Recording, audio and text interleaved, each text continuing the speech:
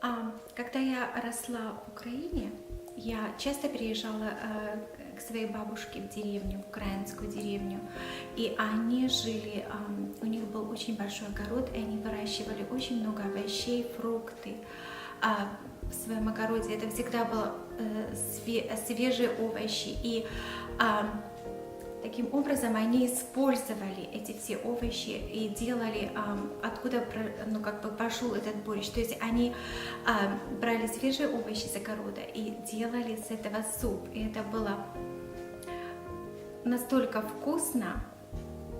Я до сих пор помню, как бабушка делала это. Даже такая специальная печь была, где, значит, были дрова, и она ставила туда такой маленький горшочек, и там варила этот борщ. И это было... Я просто сейчас вот вспоминаю и думаю, что это настолько было вкусно, и в то же время оно так как было выращено на своем огороде, то есть и сорванное было в один день и приготовленное, это было настолько много, там было и витаминов, и минералов. И всегда это, когда я приезжала туда, я всегда просила бабушку: бабушка, сварите, пожалуйста, ваш вкусный борщ.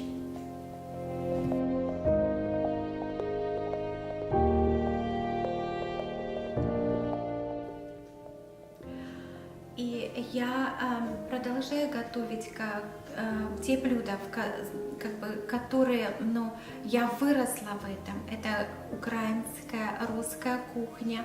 И я даю предпочтение этой кухне, потому что это я в этом выросла. И я хочу передать это также моим детям.